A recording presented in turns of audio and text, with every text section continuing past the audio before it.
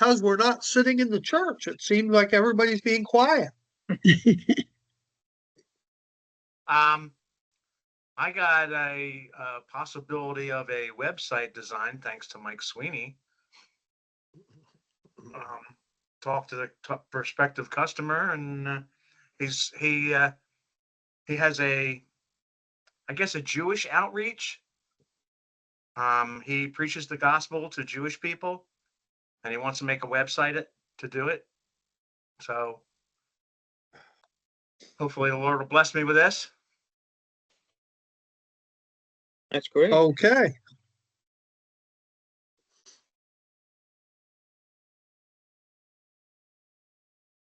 Who has a biblical question?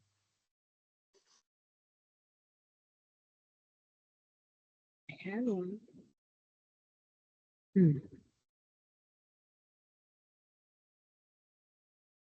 End times.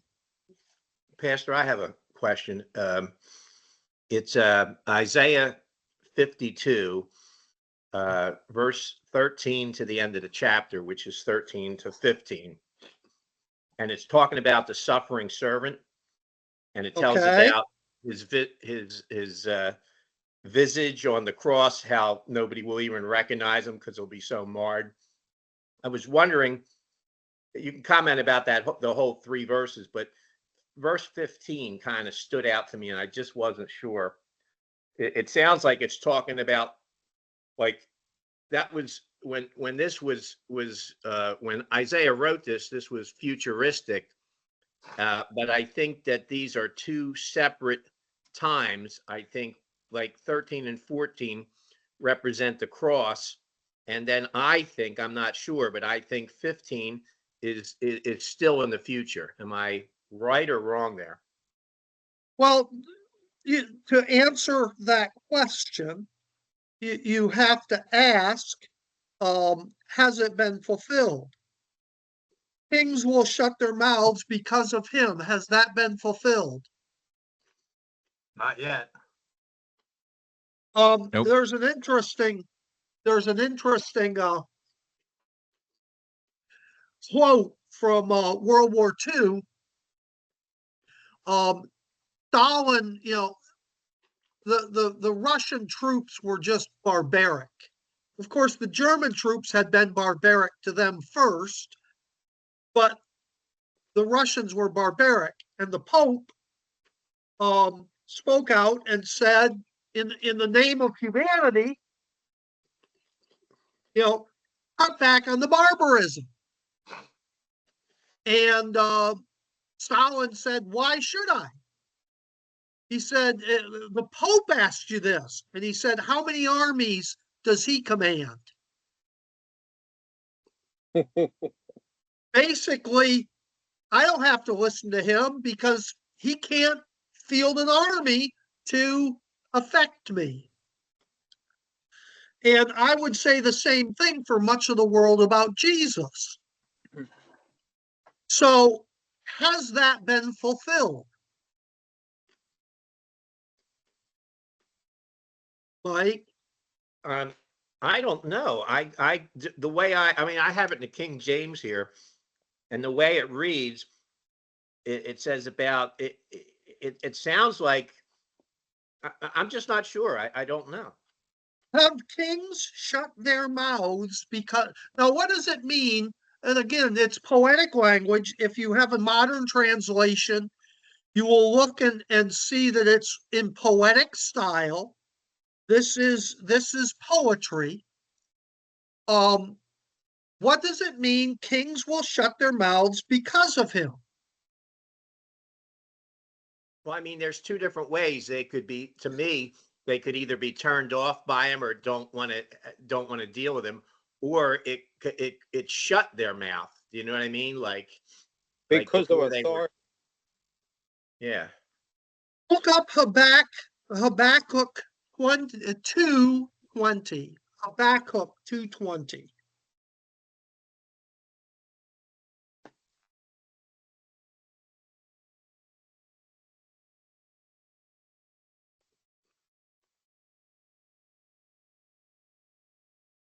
But the Lord in his holy temple, let all the earth keep silence before him. So I think he's shutting their mouths that they can't say anything. Exactly. The silence here is God and the Messiah, the anointed one, shutting the mouths of all the kings, of all the nation. And has that happened yet? No. So therefore, you have a jump in that prophecy of however many years from the beginning of the prophecy, which is about the humiliation of Messiah, to in that last verse, verse 16, to the exaltation of Messiah. Yeah, it looks like goes from the lamb to the lion. Look up Zechariah 12:10. And I think this is Zechariah 12:10 is one of the most profound verses about Messiah in the Old Testament. Is that where they look upon me who they pierced? Yeah. Yeah.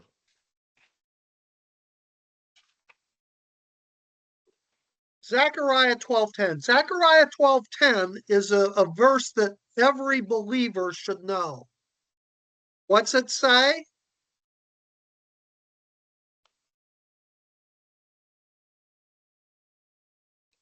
And I will Somebody put want to? the house of David and the inhabitants of Jerusalem a spirit of grace and supplication. They will look on me, the one they have pierced, and they will mourn for him as one mourns for an only child, and grieve bitterly for him as one grieves for a firstborn son. So the prophecy is that they'll, when they see him, when they look upon him, they will grieve over who? Over For what who? they've done? The one they have pierced. So it's not only the fact that they will look upon Jesus, it is that before they look upon him, they will have pierced him. Mm-hmm. Well, he's So already you have pierced, though. right, but it hadn't been when Zechariah wrote that. Zechariah writes about 300 years before Christ. So you've got this implied prophecy within the stated prophecy. Do you see how that works? The stated prophecy is they will look upon him. The unstated assumed prophecy is they will pierce him before they look upon him. Okay. And so in that one verse, you have both the first advent and the second advent drawn together. Okay. That's what I kind of thought. I thought it was one was futuristic. Do you see that? Yeah. We tend to look at, well, this is future, this is past, but we have to understand it's not future or past from our perspective. It is, was it future or past from the writer's perspective? Mm-hmm. And when Zechariah wrote, when Isaiah wrote, Isaiah writes 600 years before Christ. Think about 600 years ago. 600 years ago, Europe didn't even know that America existed. Forget about America being the center of the economic and military world. They didn't even know this piece of land existed, and they wouldn't for another 75 years. 70 years at least. Mm-hmm. So think about, it's really easy to think about the biblical time frames and kind of compress it down and, it's all just back then.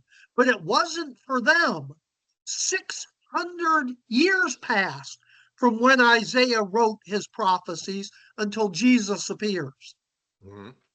Hmm. That's a long time. Hmm. And for him, that seemed, excuse me, that seemed, my little cup. Glad you're not thirsty. I've only had to refill it twice today. Hmm. So when he's doing this, those prophecies look so far away from him, both of them, not just the one. Pen was off. Yeah. And of course, he's going to go on in Isaiah. You had 52, but he's going to go on.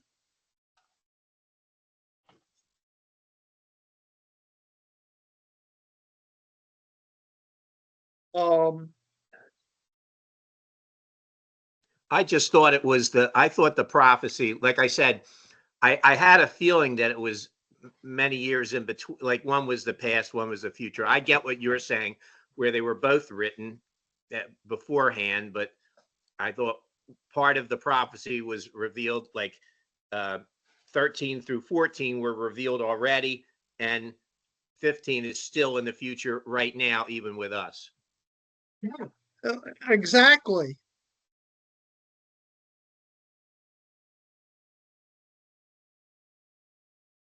But you see that throughout. In Isaiah 53. So you've been at 52, but jump ahead one chapter,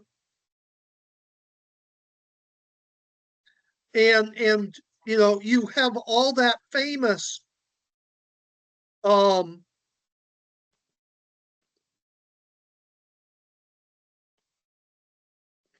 and as you look at that chapter, where does the chapter start?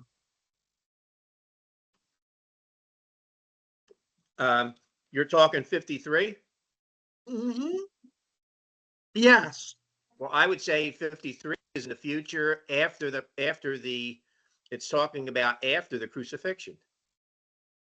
He was despised, a man rejected by mankind, a man of sufferings. What are we talking about here? Yeah, but I thought it when it's the first verse says, "Who have believed our report." I thought that was talking about past tense. Perhaps, or perhaps it's talking about Isaiah that they don't believe him that about Messiah. And of course, the Jewish people didn't believe him. They didn't believe the suffering of Messiah. That was not something they were willing to accept. But you start with his ministry. He grew Right. up before him, had no beauty, nothing in his appearance. He was despised, rejected by mankind, a man of sorrow, of suffering, familiar with pain. People hid their faces from him. He was despised, held in low esteem. Then you get verse 4 to the cross, right? Right. Surely he took our pain, bore our suffering. That we considered him punished by God, stricken. What did they say? What did they say to Jesus on the cross? Come and save yourself. Save yourself. If you're the Son of God, come down. He was oppressed, verse 7, afflicted by oppression and judgment. He was taken away. His trial and how unfair that was. But then if you come to verse 11, what happens in verse 11?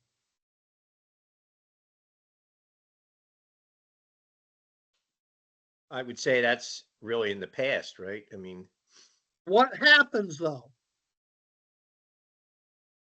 What He's is gonna- that? He's going to come back to life again. It's the resurrection. So in verse 11, you have now the resurrection. mhm.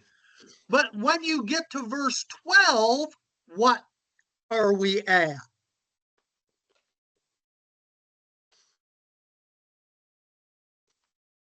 Are you looking at 53:12? Yes.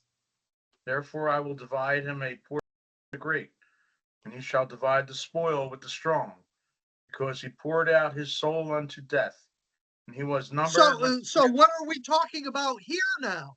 Future. That's the crucifixion. No, it's a because of the former thing he's already talked about. What is this talking about? The rewards. About reigning. Yes, about his reign. He is going to have a share with the great. He is going to divide the spoils with the strong. Has that happened yet? No. No. So you often have this mixing of the first and second advent throughout the Old Testament, and that's what confused them so. And they had this idea, well, who's Messiah going to be? Well, there's all this stuff. He can't be this bad stuff. He's got to be just the strong one. So they latched on to verses like verse 12 and ignored the first 11.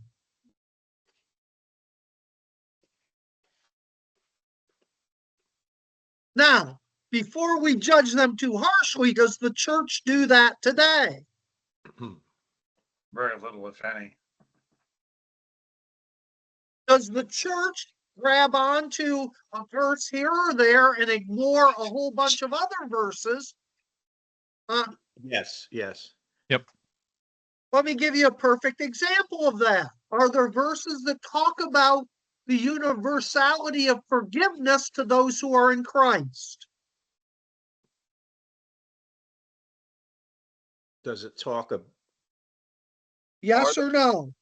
Yes. Yes. Yeah, absolutely. Look at Romans 8. How does Romans 8 start? Therefore, there is no condemnation. Keep going. Oh, I was going off memory. Therefore, there is no condemnation for those. Therefore, there is now no condemnation for those who are in Christ Jesus. Yes. Now, is that verse latched onto by the church? Yes. But look at verses 9 and 10.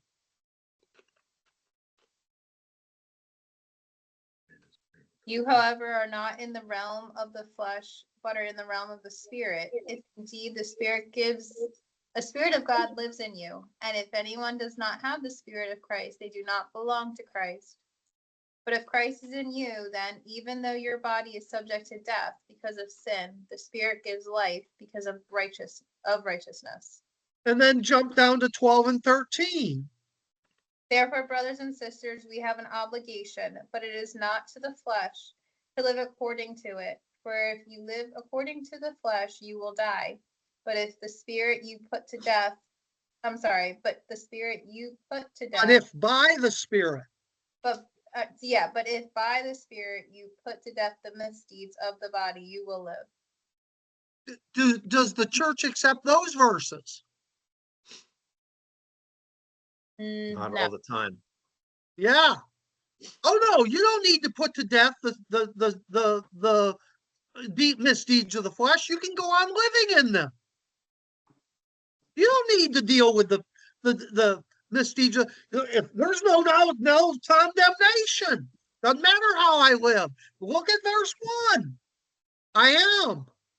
But I'm also looking at the rest of the chapter.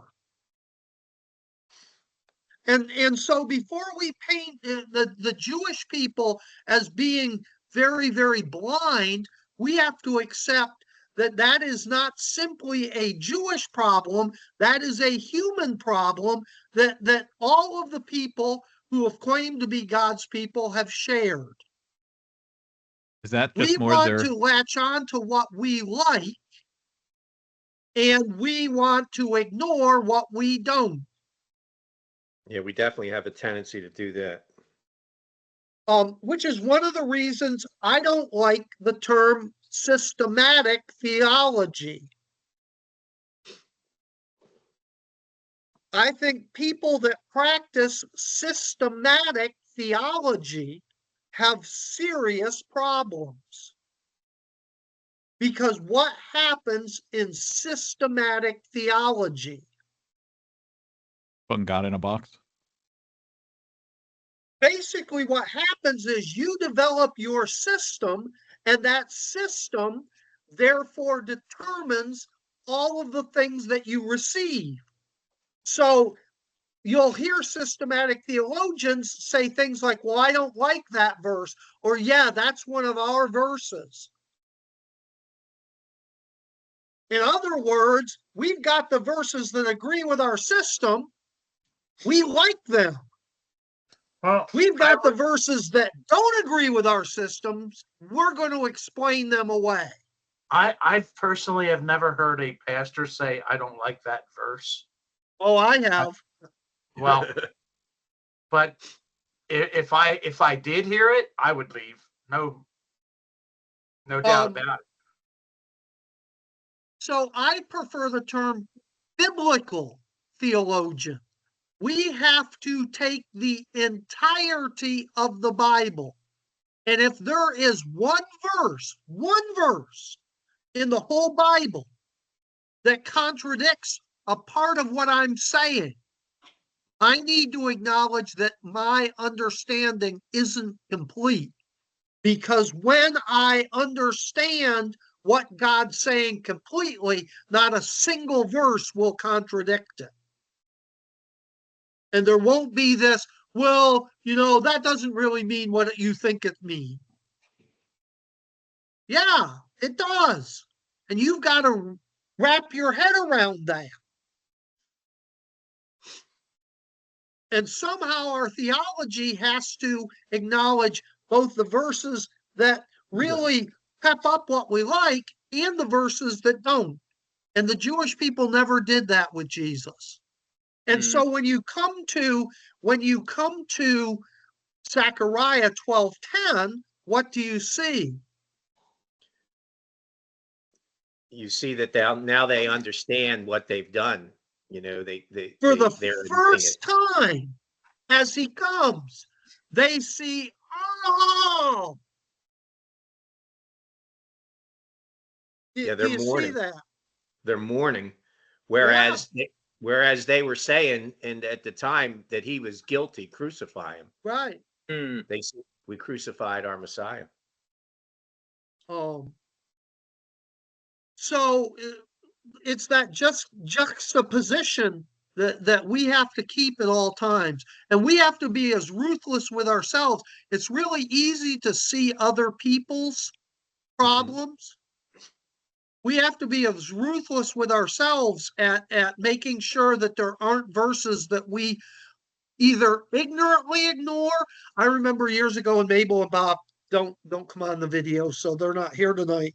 But I remember years ago, when I first came to the church, I was talking with Mabel, and she said, "Well, if this salvation, expects you to have a new life and your life to be changed, and all this stuff is true, why isn't it in the Bible?"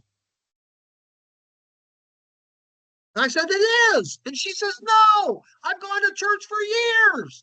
It's not in the Bible. I've never heard it."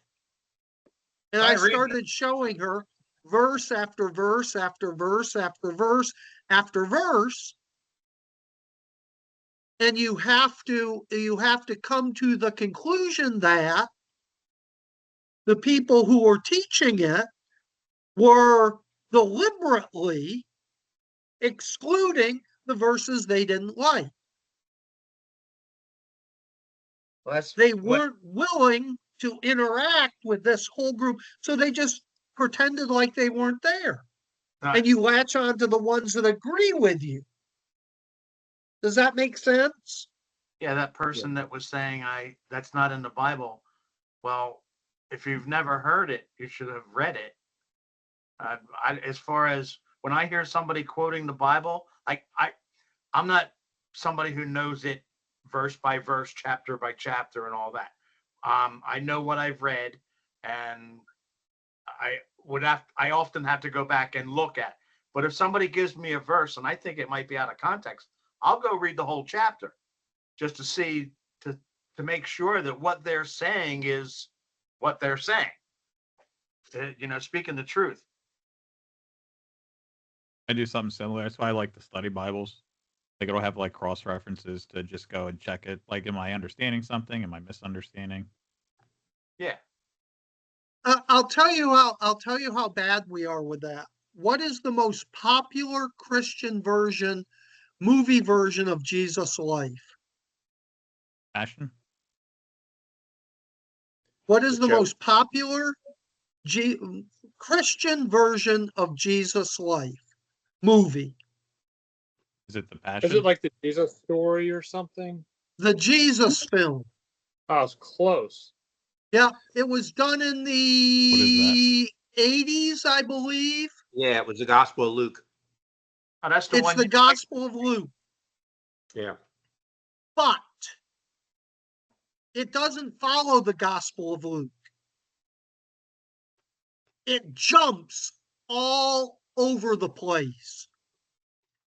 It takes these 10 verses or this 2 chapters, and then it jumps to, let's say it starts with chapters 1 and 2 about his birth. Then it jumps to chapter 6. Then it's back to chapter 4. Then it's in chapter 14. Then it's back to 10. Then it's over here, over there, over someplace else. Okay? Please don't believe me on that. Get the Jesus film and watch it slowly on a DVD player or on a VCR where you can stop it as they're going through and follow along in your Bible, the stuff that they're doing. And then when it jumps and you'll have to go to another part of Luke until you find where they're at. Getting whiplash? Okay? Are you with me? Yep. I did that one time. It took me about 10 hours to do it. But as I did it, I recorded every single verse that they were dealing with in the Jesus movie. Now, this is supposed to be giving you the entire Gospel of Luke, and that's how they claim. And so I would go, chapter 2, verses, 1 to 18. Chapter 2, verses, back to chapter 1, verses. And once I had the whole movie done, every single verse that they included in the movie, I put them in order in the Gospel of Luke. And guess what I found? What? And jump all over. There were huge sections they had left out. Like Luke chapter 13. Look at Luke 13.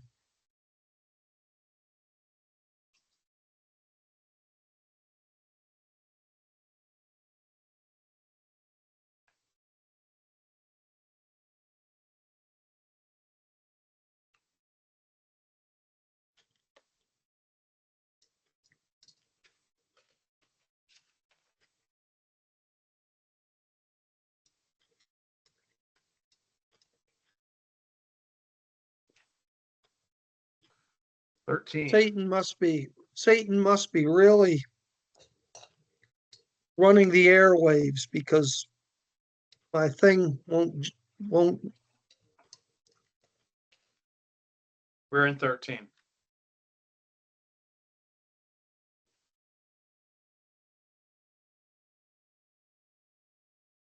I don't know why it won't.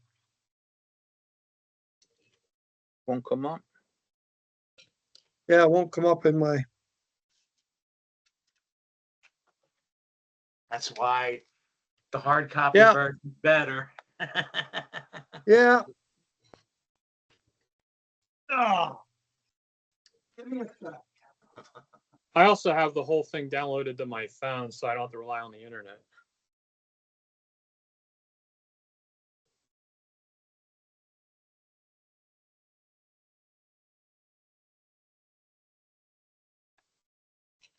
Paul, you're about to be assigned a house call. Hmm. Looking First 3 is an interesting one.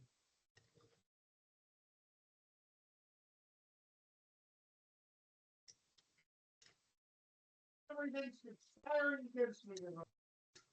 So bottle falling out of things.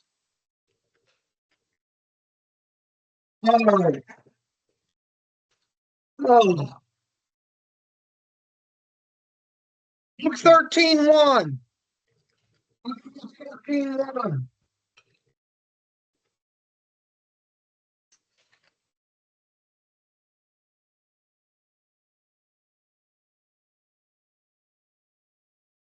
Luke 13:1. Yeah, 1. Now there were some present at the time who told Jesus about the Galileans whose blood Pilate had mixed with their sacrifices. Jesus answered, "Do you think that these Galileans were worse sinners than all the other Galileans because they suffered this way? I tell you no, but unless you repent, you too will all perish." Keep going. Keep going. For those 18 who died when the tower in Siloam fell on them, do you think they were more guilty than all those other living in Jerusalem? I tell you no, but unless you repent, you too will all perish. Then he told his That's parable. nowhere in the Jesus film. Nowhere. Nothing Luke about repentance. 6:46. Luke 6:46. What's Luke 6:46? Why do you call me Lord, Lord, and do not do what I say? Why do you call me Lord? And don't do what I say. That whole section isn't anywhere in the Jesus film. You think there's a theme here about what's getting left out? Like the So they meat and basically, potato. they basically just took out anything that would make someone feel uncomfortable. Correct. Yep. And this is supposed to be the definitive evangelical Christian film, not the Hollywood film. And they deliberately edited the Gospel of Luke to leave out all of that stuff. Reminds me of the Matthew 10 verse. I had to pull it up. I can't quote it from memory. It says, "Do not think that I came to bring peace on earth. I have not come to bring peace, but a sword." So it's like anything that gets folks uncomfortable. They just nope. They don't want to do it.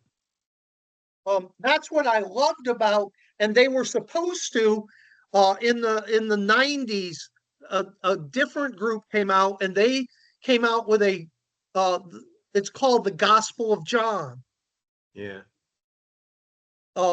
That's the title of the movie, the Gospel of John. It's about 3 hours long, 2:45, something like that. But guess what? They skipped off. It starts right at John 1:1 and goes all the way through the Gospel of John, verse by verse. No jumping here, jumping there, running around here, running. Verse 1, straight through. I don't like the translation that they quote from.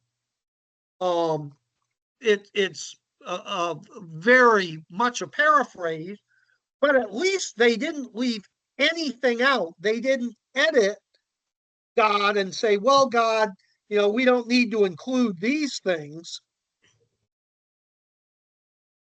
What version did That they one- use? The Message. Oh, Which, and it may have been, sometimes we don't know why people do things. It very much may have been because they were able to get the copyright on that. There may have been other reasons, but sometimes some of these Christian companies are very, very stingy with their copyright things. Mhm. Well, who owns the NIV or the King James? King James is Uh, not n- owned by anybody. Nobody owns the King James. That's been out of copyright for a very, very long time. But the problem is that people own a printing of the King James. I think Rupert Murdoch owns the NIV, doesn't he? I don't know who owns it. That's what I was told. Zondervan. Hybrid version. Zondervan owns it. Yeah, it's Sonderman. So the bottom line is these people, but we edit God. We take out what we don't want and we keep in what we do. So you see the same thing with this whole thing about election and free will. Both sides have verses, and I've seen the debates with top tier Christian. Well, we don't that verse.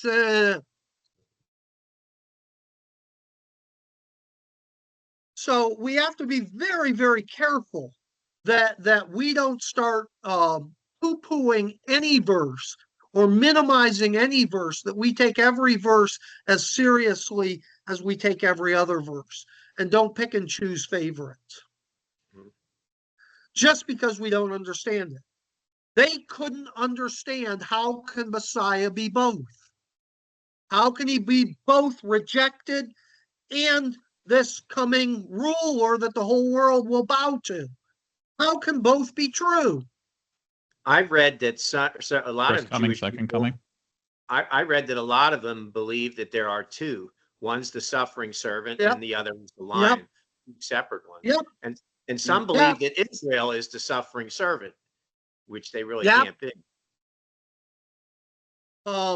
So when you don't understand something, you can begin to just pick the side that you like, so it makes sense to you. And what we need to affirm at all times is, if I don't understand how it'll happen, that's because we're not close enough to it happening yet, that God's revealed the means of how it's going to happen. Mm. And people couldn't understand both because they were too far away from, or were too close to one of the events and too far away from the other. They couldn't accept Jesus for who he was because they were too far away from the second coming to accept the first coming. When But you you say see in these verses, when what does Jesus read? What does Jesus read in the temple? What did he say that again? Isaiah. What does Jesus read in the temple? Book of Isaiah. What?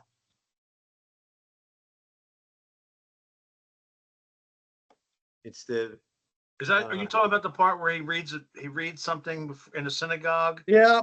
and he said, today this verse is performed before you, something to that effect. it's fulfilled. Yeah. It was a prophecy, but I forget. Today this verse has been fulfilled. It's Luke 4. But where does it come from?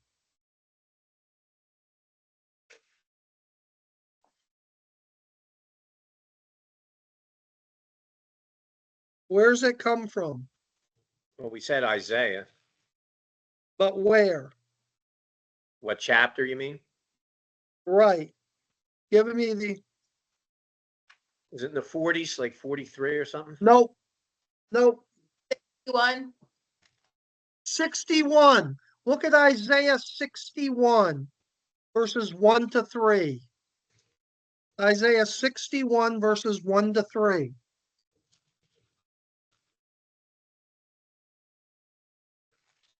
Isaiah 61, you said? Yep. 1 to 3.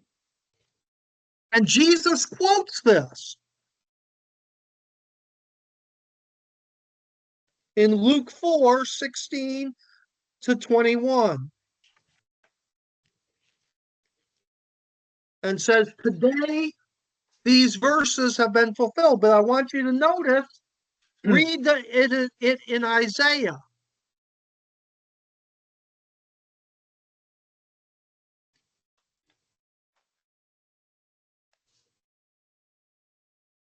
The Spirit of the Lord is upon me, because the Lord has anointed me. Preach the good tidings to the poor. He has sent me to heal the brokenhearted, to proclaim liberty to the captives, and the opening of the prison to those who are bound, to proclaim the acceptable year of the Lord, and the day of vengeance of our God, to comfort We all can who stop mourn. there. Okay. Now go over to Luke 4:18. Keep in Isaiah, because I'm going to have you come back.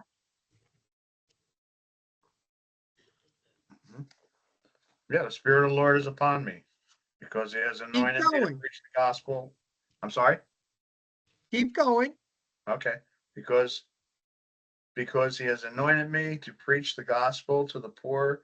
He has sent me to heal the brokenhearted, to proclaim liberty to the captives and recovery of sight to the blind, to set at liberty those who are oppressed, to proclaim the acceptable year of the Lord. That's the same thing.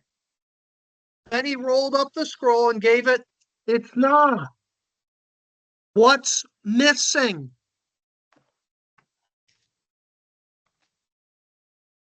What's missing?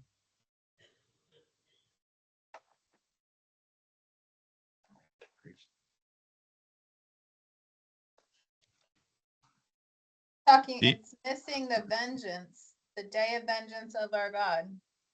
Oh, he never reads the day of vengeance of our God. Right? Look at the two verses. Mm. Okay. Isaiah clearly says, and the day of vengeance of our God. Or you say that's a But prophecy? he stopped. Right But from he before. stops with to proclaim the year of the Lord's favor. Why? Because it's only part of the prophecy. I mean, that's only going to be done there, and the other coming. Yeah. When is the day of God's vengeance? That's coming. The day End of of the Lord. time. Hey, Lord, yeah. The day of the Lord, his second appearance, not his first Right. appearance. So you have in that same prophecy both appearings at the same time, but they're separated by 2,000 years and counting. So that's why he only read. He left out that part. Okay. Exactly. So I you think the have this. Jehovah's Witness got to him and had him remove it. Yeah, there you go. But there you have this this blending of both advents at the same time, and you can see it's throughout Isaiah. It was in chapter 52. It was in chapter 53. It's now in chapter 61. Throughout Isaiah, you have the blending of the two appearings in the same prophecy. Could that be because it's leaving out the church age? Yeah, exactly right. Because they didn't know the church age and it was a mystery. And this is to the Jewish people, right? So it's kind of what, And that goes back to what are the most important verses in the Bible about the God's plan for Christ. What are the most important verses in the Bible? You got me there. Are you talking about Daniel? Daniel, 9:24 to 27. Daniel 9:24-27. And again, you have both Advents, but Daniel gives you a little bit more than Isaiah does. Mhm. What does Daniel include? The 7 year, the time of Jacob's trouble. He does, but what does he include in there? Restore and rebuild Jerusalem. Daniel 9:24-27. Well, I mean, that's most of the book of Revelation there. So I understand that, but what does he insert that Isaiah doesn't? where's the Liberty graduate? She usually knows. Is it the restore and rebuild Jerusalem piece?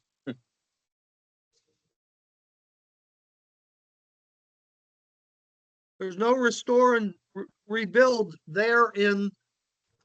He inserts something that Isaiah doesn't. Isaiah just squishes the two together, and Jesus has to stop halfway through that passage because there's the time jump in the next words 2,000 years later. But Daniel inserts something to show us that there's going to be that gap. It's not the abomination of desolation, right? No, that's part of the end. That's the Yeah. second Advent. Yeah. I'm turning to Daniel 9 now. Yeah. It's not the 62 sevens, is it? Nope. That's the time leading up to the first Advent. That gives us the date for the first Advent. The 60, it's actually 69 because it says there's 7 sevens and then 62 sevens. If you add 62 and 7, what do you get? Come on, mathematicians. 483. 483. What do you get if you add 62 and 7? 69. 69. 69. 69 weeks. 69 weeks. Yeah. Times 7, you get 483. Mm-hmm. So, but there's an addition in there.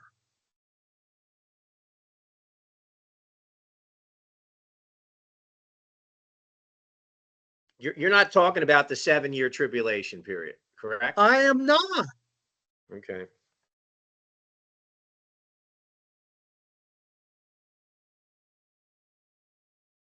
I hate when you do this to us. I don't know. You'll remember it better. Yeah. Still drives me crazy. It's right there in black and white, Yeah. unless you have a green But letter after- edition after- or something. After the 62 weeks, Messiah's. There's the word, after the 62. Mm. Verse 26. And what does he say will happen after the 62? This is after Messiah. To be cut off for him, but not for himself. Jesus will die. What else? The people, the prince who is to come shall destroy the city and the sanctuary. Jerusalem will be destroyed. Did that happen at Jesus' 70 AD. death? No. Did that? That No. was 40 years later. Right. Right. So now we're jumping ahead in time. And then what else does it say? And the end Temple of it will be shall be destroyed. with a flood. Until It'll the be a end of- terrible thing, yes. But then what else? until the end of the war, desolations are determined. There are more wars. Will the destruction of Jerusalem be the end of the troubles for the Jews? No. Mm. No. What will happen? Wars and desolations will continue to the end. So Daniel gives us this in verse 26, this view that there is going to be a gap of time between the first advent and the second advent. Do you see it there? Yeah. But that's the gist of those verses right there, is just that shows us the gap is kind of what you're Yes. saying. Okay. Where they didn't see that in Isaiah's time. They didn't see it in Isaiah. Mhm. And it wasn't really, even though it was told to Daniel, people didn't understand it until kind of quite Why? recently. Why? Why did the Jews have no hope of understanding it? Not just in Daniel's time, but also in Jesus' time. And in Paul's time. Because they And rejected. in John's time. Because Because the they rejected- Revelation wasn't written. No, Because they rejected the Messiah. no.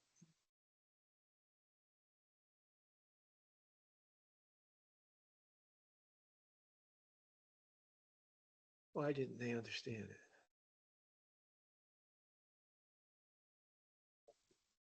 The church age is a mystery. Chapter 12, verse 4. Daniel 12:4. Daniel, Yep, Daniel 12:4. yep. But you, Daniel, shut up the words, seal the book until the time of the end. Many shall Why rise. didn't they understand it? It was Because sealed. God Weren't- sealed they it weren't- up. God sealed it. Because God sealed the book, including that prophecy. It was ununderstandable. No human being could figure it out. What God reveals, no one can hide. What God hides, No one can understand. no one can reveal. God hid it until when? Till the Time end of the time. end. End time. Until the time of the end.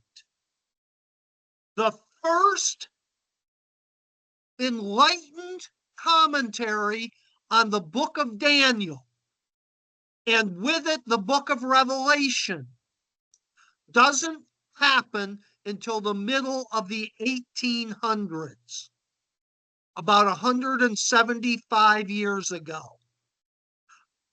Up until that time, there were no really insightful commentaries on Revelation or Daniel.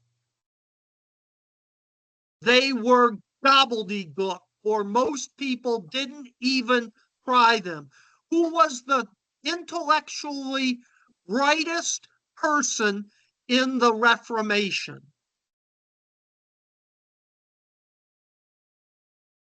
Martin.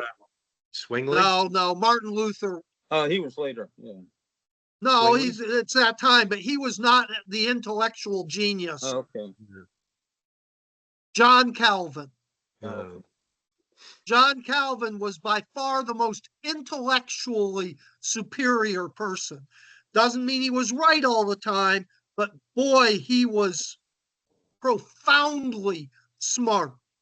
Pastor, was it He, was it because we just couldn't even conceptualize it up until then because of modern time? he has a commentary on every single New Testament book. Insightful commentary, Mhm. except, Revelation. you betcha, never wrote a commentary on Revelation. You know why? Because he He said never it's thought Israel gobbledygook. would exist. Nobody can understand it. He said that? Yep, Wow. those are my words, but that was But- the gist of what he said. Yeah. But he did Daniel, though. He did Daniel. Yep, To a point. he tried with Daniel, Oh, but didn't get it oh, he didn't. Because Israel was not a nation. A lot of because people- it was still, well, in the 1850s, Israel wasn't a nation yet. It would be another 100 years before Right. Israel as a nation, but they began, and the first ones were a fellow by the name of John Nelson Darby, who wrote the first commentaries on Daniel 9 and Revelation. Mhm. He had a person who read his books and said he's absolutely right and brought that to America. His name was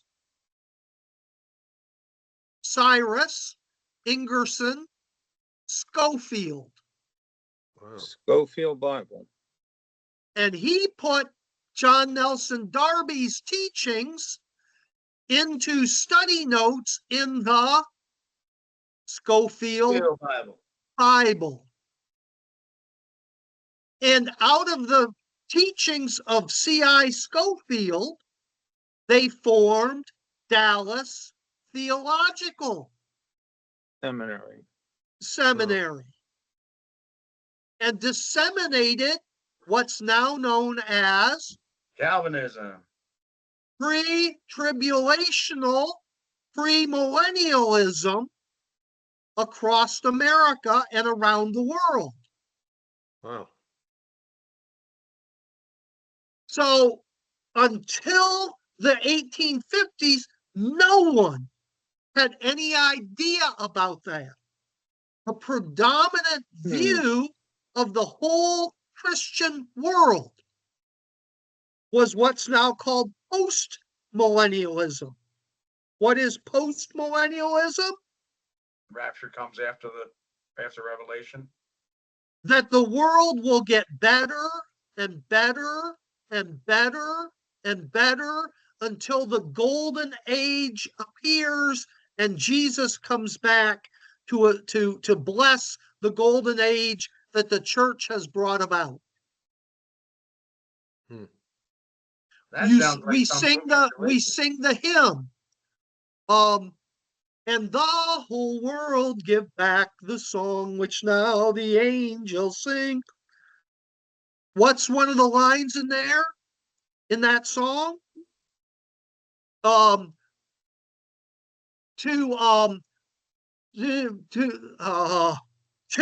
comes round the age of gold. Yep. What does that mean?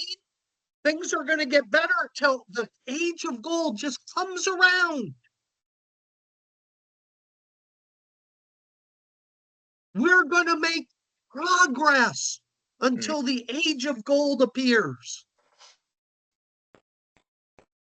The gospel is going to expand around the world and everybody's going to be saved and sing Kumbaya.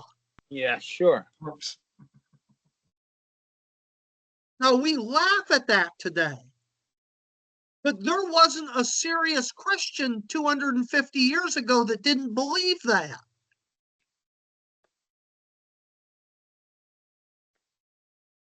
Because Daniel was sealed up. And until God removed the seal, no one could really understand that. There was no one saying Israel was going to become a literal nation again. Every commentary on all the prophecies about Israel in the future, do you know what they said?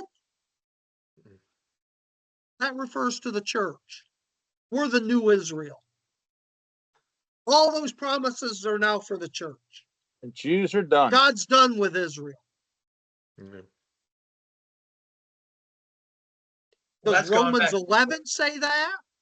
You saying that God's done with Israel? That goes back to what I said.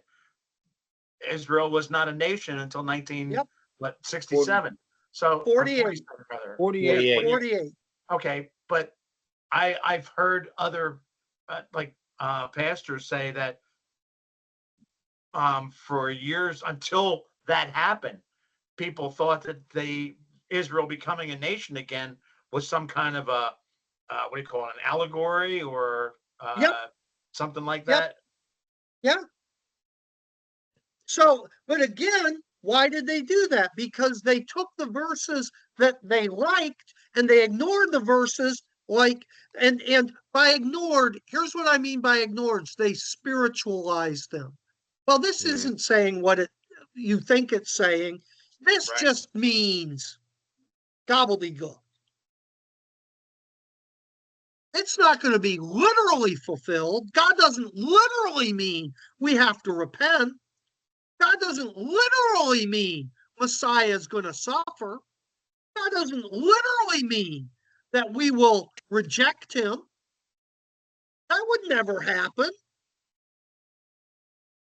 My father-in-law was born before Israel became a nation, and he said, and he got saved, I think in his teens, and he said people scoffed at that. They just never, it was not believed at all that Israel Yep. would become a nation. So he said, I remember it. I remember. Yep. Yeah. So anyway, so we have to be very careful that we don't do the same thing, because it's not just people, from long ago that do that. It's real easy for us to do it too. Yeah. Well, it's been a good night. Thank you. Do you see how it's not just that one verse though, where God smushes it all together? It's throughout Isaiah. Yeah. Hey, Pastor, Oh, yes. I have to use the men's room. Don't lock the doors. All right. Okay. I'm not going to sneak over to your house and lock your doors. Nice, Mike. I'm going to come over and cause a disturbance out on the yard. And when you run out to see it, I'll lock the door behind you. And arm the alarm system. Just don't set the Actually- alarm. Yeah. Yeah, don't set the alarm. actually, I've got to confess, when my brother and I were young, my brother and I fought all the time, but the only time we really didn't fight was when we teamed up against other people. Mhm. And my parents were going to be gone till very late, till like 2 a.m. one time. So we had none of the girls in the neighborhood would young ladies, teenage ladies would babysit us because we were such terrible kids. So there were some boys that did, including 4 brothers named Bigsby. And I forget which one of them it was. One of the older ones was babysitting us. And we said, oh, let's play hide and go seek. And he goes, okay, you're it, and you come find us. So as soon as he was counting, we ran out the front door. So he comes running out to find us outside. Well, we ran right around the house in the back door, locked the back door. And when he came running to come in the back door, we locked the front door. And at 2 a.m, my parents come home and he's sitting on the porch going, they locked me out. Formatting that poor kid. Just like the Flintstones. Oh, as an adult, I go, oh God, if I was him, I'd have kicked the door in and paid for it later. Breaking a And window, I yeah. had the car out of both of us. And my parents would come home and there'd be these 2 little piles of lumps of flesh in the living room. They won't be running from me now. Oh, well. But that's so I'm coming for you, Mike. Have a All good right. night, all.